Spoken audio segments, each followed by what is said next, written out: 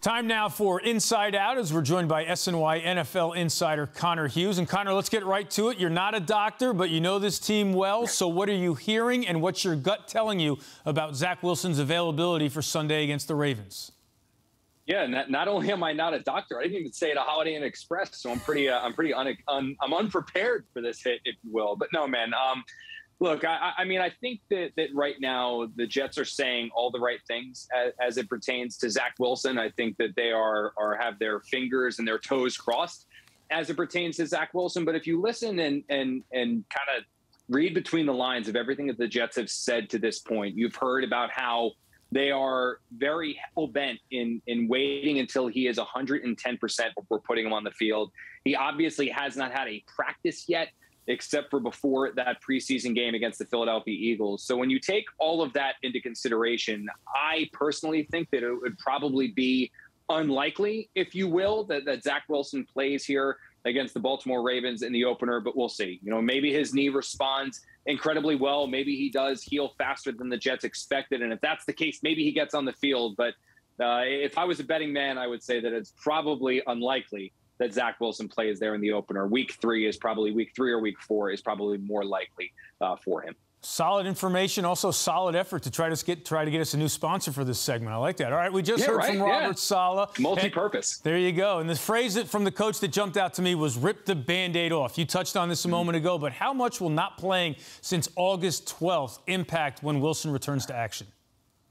I think it could a little bit. And honestly, I think that probably goes hand in hand with discussing about why Zach Wilson might not play here in the opener. Because if the Jets were basically to go from he hasn't practiced since before the Eagles game, he hasn't played at all, and then they just throw him out there in the opener, well, for a guy who only has a year of experience and not even a full year at that, I mean, it could be detrimental to his ability to perform. However, if they were able to give him, say, this week, where he's able to participate in a limited facet, and then maybe week 2 participates a little bit more, and then week 3 a little bit more than that, and then week 4 he has a full, or week 3 or week 4 he has a full week of preparation, well, I think that lessens that blow. But if the Jets were just to throw him out there, you're right. I mean, there's going to be rust. There's going to be areas that he needs to make up some ground in order to get ready to play. But if he's able to kind of have a full week of practice or more than a full week of practice before getting back out there, I think it lessens that blow, which is, again, probably why he's not going to play here in the opener.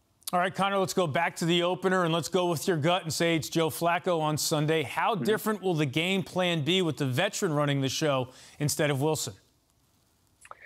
Honestly, I don't think it's going to be too much different, if you will. In fact, Robert Saleh, when he spoke here on Monday, he kind of alluded to that in where he said that this Jets offense is not necessarily entirely tailor-made to Zach Wilson in terms of Zach Wilson having a skill set that can't be plug and play with some of the other guys. You know, if Zach Wilson was Lamar Jackson, if you will, or if he was Russell Wilson, if you will, or somebody that's going to be moving around and super mobile, well, yeah, the Jets are going to call more run-pass options. They're going to call more quarterback draws. They're going to try to put the ball in Wilson's hands and ask him to run with it. But they don't really ask him to do that. If everything breaks down and things don't go as the Jets hope, then, yeah, they call him what Robert Saleh describes as Zach Wilson's superpower to make something happen when all else is failing. But the actual structure of the offense, what they ask their quarterback to do, well, it's going to be the same for Zach Wilson as it would be for Joe Flacco or it would be for Mike White. And I think that helps the Jets here